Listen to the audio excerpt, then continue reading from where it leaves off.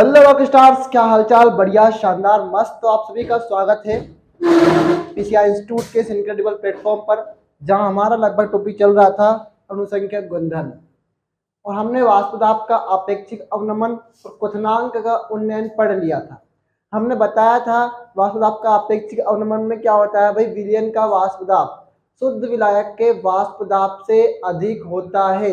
और हमने बताया था आपको कि एक्स बी बराबर P not a minus P A बटे पी नॉट ए किसका सूत्र है? आपका वास्तुदाप अपेक्षिक अवनमन का सूत्र है। और हमने बताया था इसे देखना, देख रहा हूँ।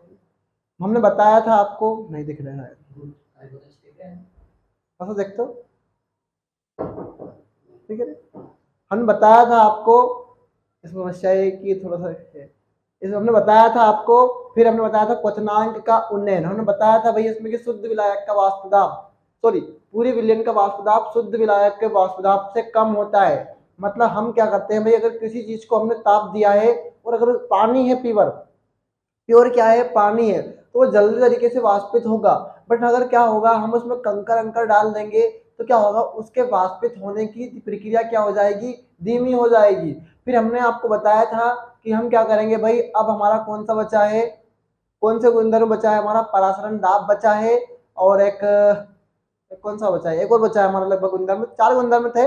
अब वाष्पदाब का अपेक्षिक अवनमन, क्वथनांक का उन्नयन और हिमांक में अवनमन। अब पढ़ेंगे क्या, अब हम हिमांक में अवनमन। तो उम्मीद है कि आप सब पेन कॉपी लेकर आपके सामने बैठेंगे, जरूरी भी यही है।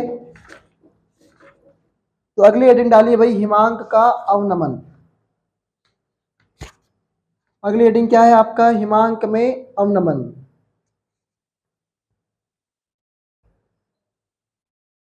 चलिए लिखिए भाई,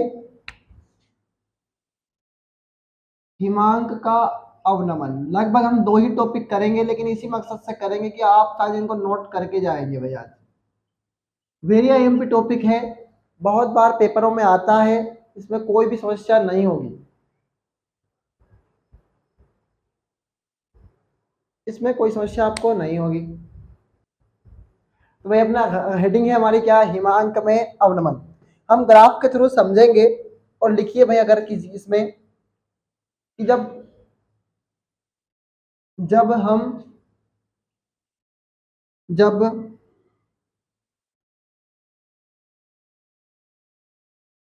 अवाष्पशील अवाष्पशील ठोस को विलायक में डाला जाता है। अभी बहुत सारे स्टूडेंट को यही नहीं पता होगा कि विलायक क्या होता है। तो पहली बार आपने क्लास देख रहे हैं तो पूरा लेक्चर सारे देख के आइएगा। विलायक में डाला जाता है तो विलायक का वाष्प दाब कम हो जाता है।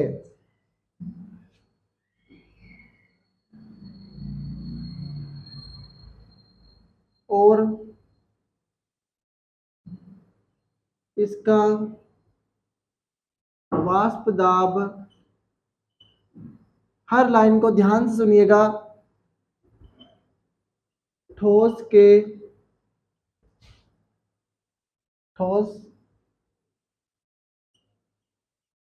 विलायक के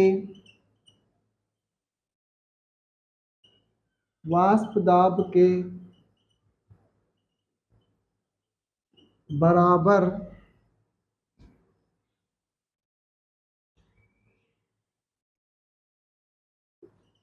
होता है। सारी कहानी मतलब सिर्फ 3 लाइनों की कहानी है, और 3 लाइन कहानी में आपको ध्यान से बात सुनना है, ठीक है भाई। हम क्या करेंगे, अब इस बार ग्राफ बनाएंगे। क्या करेंगे हम, ग्राफ बनाएंगे। बहुत बार आपसे पूछा गया है हिमांक का अवनमन क्या है, इसे ग्राफ सहित समझाइए, ठीक है। इसे क्या करेंगे भाई, हम ग्राफ सहित समझाएंगे। तो उम्मीद है कि पेन कॉपी नोट डाउन सब कुछ कर रहे हैं। नहीं कर रहे हो तो भाई खोल लो पेन कॉपियों को, और हमने ग्राफ बनाना शुरू कर दिया है। हमने यार भाई ग्राफ बनाना शुरू कर दिया है भाई। ये दो चीज तो हमारे पास ऐसी है भाई ये।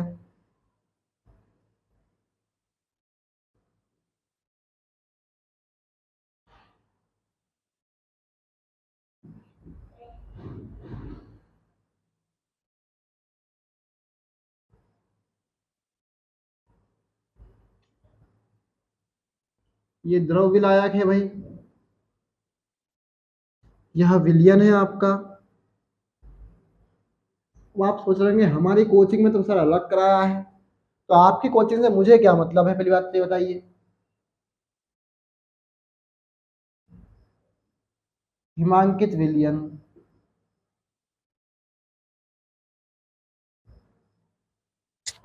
अब चलिए, हमने कहानी बताई है, हमने ये बोला है कि अवाष्पशील ठोस विलायक, अवाष्पशील ठोस को विलायक में डालते हैं तो विलायक का वाष्प दाब कम हो जाता है।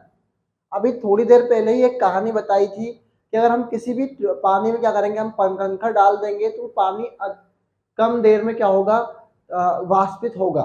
क्यों? क्योंकि उसकी जो गतिज ऊर्जाएं हैं वो कहीं ना कहीं, जो पानी को गतिज ऊर्जा गर्म कर रही है वो कहीं ना कहीं कहाँ पे जा रही है, पत्थरों में भी जा रही है। किस में जा रही है? पत्थरों को।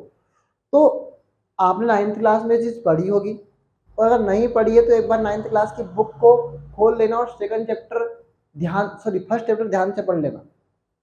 उसमें बात स्पष्टता लिखी है कि पदार्थ के कणों में क्या होती है, गतिज ऊर्जाएं होती है। तो पानी को उबलने के लिए भी क्या चाहिए भैया, गतिज ऊर्जा चाहिए। स्पष्ट बात है। अगर गतिज ऊर्जा नहीं होगी पानी के पास तो कैसे उबलेगा?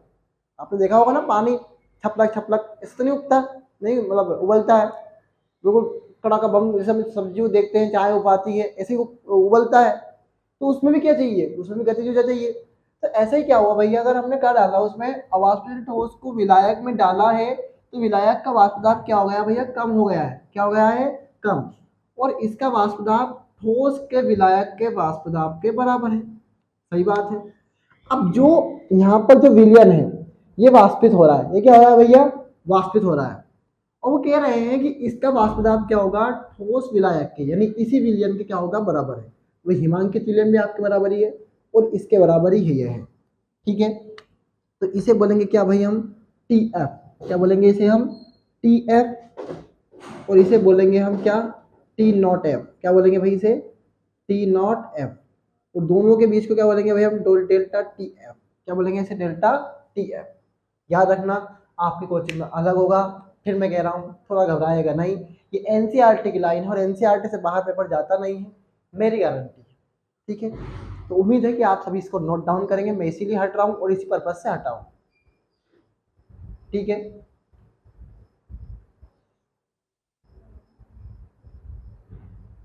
बहुत बढ़िया, आपने नोट किया, मुझे बहुत अच्छा लगा इस बात को सुनकर। अब भाई क्या हुआ है,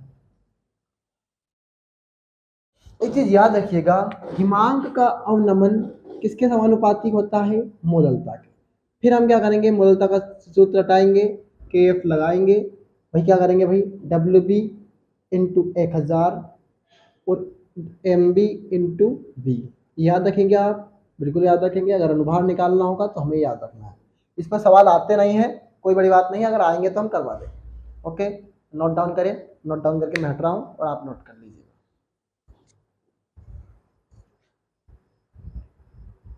लाइट भरपूर है, लाइट में कोई दिक्कत नहीं है, लाइट भरपूर है, लाइट में कोई दिक्कत नहीं है। ठीक है, और इसी मकसद से लाइट भी लगाई है भाई, आपके लिए ही लगाई है।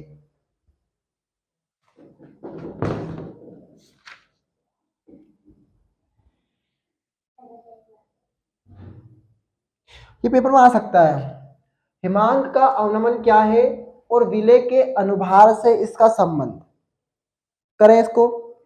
ठीक है, हिमांक का अवनमन तो मैंने आपको समझा दिया। किसी ठोस, जो अवाष्पशील ठोस को विलायक में घोलते हैं तो हिमांक घट जाता है, उसका हिमांक क्या होता है भैया, घट जाता है। क्या हो जाता है? घट जाता है। ठीक है, उसका हिमांक क्या होता है भैया, घट जाता है। इस कारण से क्या होता है भाई, हिमांक का अवनमन होता है। ओके, ठीक है। अब हम क्या करेंगे भैया, इसका विलय का अनुभार से संबंध। वैसे मैं सूत्र बता चुका हूं आपको ऑलरेडी। ठीक है, अब आपको क्लास छोटी मिलेगी लेकिन छोटी इसलिए नहीं मिलेगी, आपका टाइम 1 घंटे का ही है, लेकिन जब छोटी क्लासेस मिलेगी तो 40 मिनट बचेंगे आपके पास। कितने मिनट बचेंगे आपके पास? 40 मिनट। तो मुश्किल से आपका लेक्चर होगा 20 से 25 मिनट का अब से। अब फिर क्या करेंगे भाई, आपके पास बचा है 35 से 40 मिनट, 35 to 40 मिनट्स आपके बचे हैं भाई। इसमें आप क्या करेंगे, क्लास लेंगे और इनमें क्या करेंगे, आप रिवाइज करेंगे जिस क्लास को आपको ज़रूरत है। जो टीचर आपको पढ़ाएंगे उनका आप रिवाइज करेंगे 30 से 35 40 मिनट के बीच में, ठीक है। इसी पर्पज से हम क्या करेंगे, क्लास को छोटा करेंगे। क्या करेंगे भैया, हम इस क्लास को छोटा करेंगे। ओके, सभी स्टूडेंट मेरी बात को मानेंगे। अगली हेडिंग है हमारी हिमांक का अवनमन तथा विलय के अनुभार में संबंध।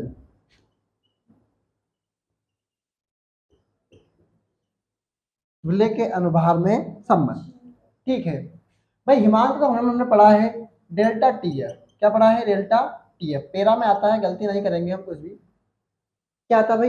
हिमांक का अवनमन डेल्टा टी एफ समानुपाती किसके होता है? मोललता के। किसके? मोललता के। अगर हम समानुपाती का चिन्ह हटाएंगे तो आएगा भाई क्या? भाई क्या आएगा, पता है आपको? पता है ना आपको? बताइए।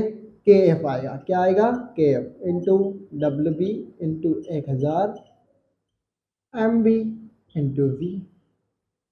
सही है, यही सही है, लेकिन इसमें वी नहीं आता है, तो डब्ल्यू वन आता है, ठीक है। विलायक का भाग, ठीक है, तो कोई समस्या नहीं है आपको। अब क्या है भैया, कह रही है एनसीईआरटी, यदि W2 ग्राम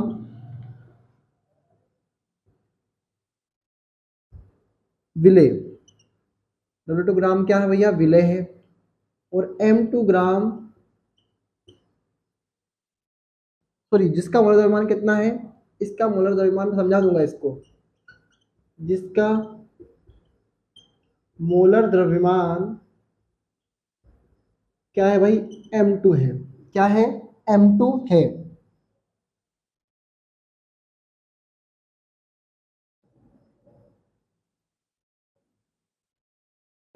अब W1 ग्राम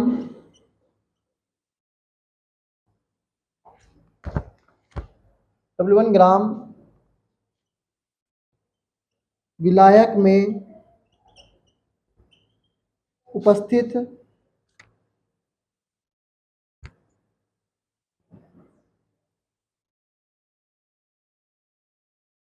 है तो एनसीईआरटी तो कंफ्यूज कर रही है, कोई बात नहीं, पर हम एनसीईआरटी हमारे लिए माता है।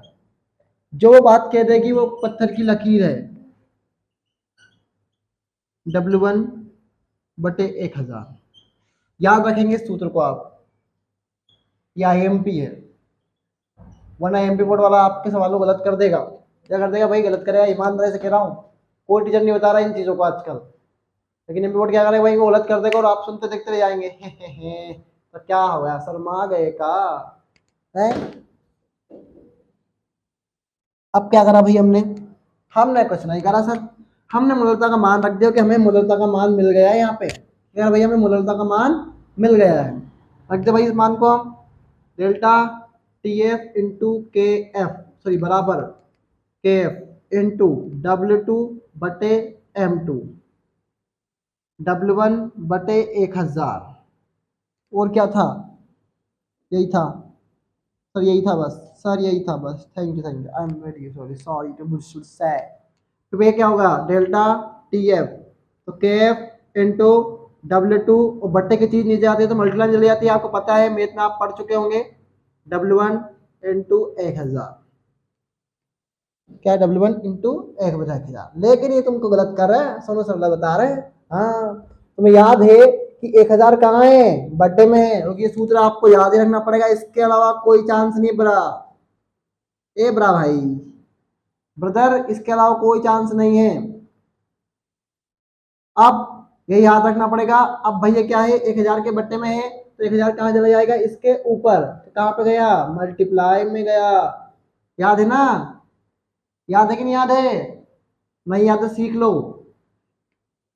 क्या करो भाई, सीख लो। तो यही अब क्या करेंगे भैया, हमें अनुभार निकालना है, तो M2 बराबर KF इंटू W2 इंटू 1000 बटे क्या होगा भाई, डेल्टा TF इंटू W1।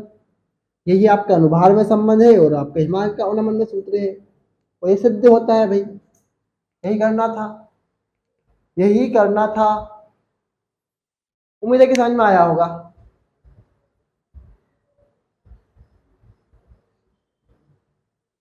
उम्मीद है कि समझ में आया होगा।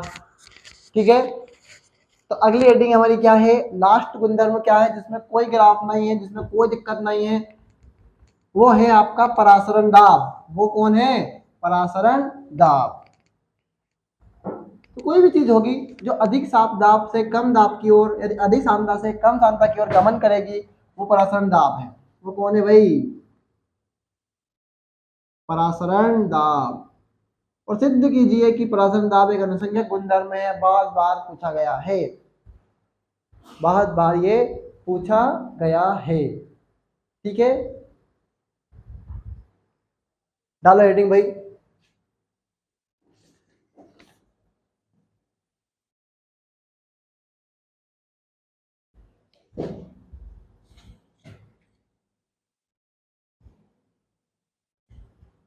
वह दाब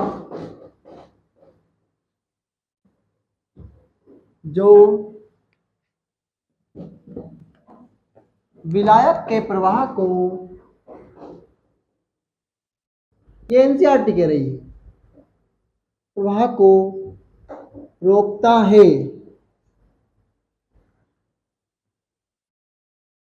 परासरण दाब कहलाता है। अगर किसी को नाले में नहाने की आदत है तो उसको कोई रोक नहीं सकता भाई, हकीकत बात है। अगर किसी को नहीं पढ़ने की आदत है उसको भी कोई रोक नहीं सकता, आदत से मजबूर है। इसी कारण से क्या, तो अपन किसी पर प्रेशर नहीं डालना चाहिए किसी को पढ़ने के लिए, है ना। पढ़ो तो ना पढ़ो तो तुम्हारी इच्छा है भाई, हम तो ऑनलाइन में हो, तुम्हें हम कुछ कह नहीं सकते, है कि नहीं। अगर ऑफलाइन में होते तो कान में दो लगाते भाई बिहार, है पागल समझे हो का। तो भाई परासरण दाब क्या है, वह दाब जो विलायक के प्रवाह को रोकता है, परासरण दाब कहलाता है। सही बात है, लेकिन जब विलयन अधिक सांद्रता से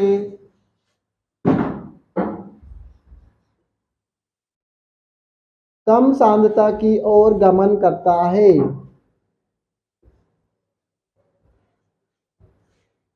और गमन करता है, परासरण दाब कहलाता है। क्या कहलाता भैया, परासरण दाब कहलाता है। यह क्या है भैया, एक अनुसंख्यक गुणधर्म है। यहाँ एक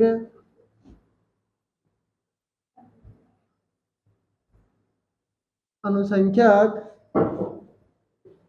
गुणधर्म है। क्या है गुरु, अनुसंख्यक गुणधर्म है। ठीक है, याद रख लोगे तो याद रख लेंगे। आज के लिए इतना ही, हम कल करेंगे सिद्ध की परासरण दाब अनुसंख्यक गुणधर्म कैसे है। लेकिन याद रखिए अगले 40 मिनट्स आपके बचे हुए हैं इस क्लास के, तो उस क्लास में आप कुछ ना करें तो इन चीज़ों को रिवाइज कर लें। मुश्किल से इनमें 10 मिनट लगेगी, और जब 10 मिनट आप रिवाइज करेंगे, एक बार और कर लें, फिर आपके 20 मिनट बचेंगे वो अभी भी। और अभी आप 20 मिनट में क्या करेंगे भैया, आपको जो टीचर्स इसके बाद जो क्लास है आपकी बायोलॉजी की, आप उसका पढ़ लें 20 मिनट कि हाँ सर इसके बाद हमें ये टॉपिक पढ़ाने वाले हैं, उससे पहले ही हम खुद से सिंसियर हों।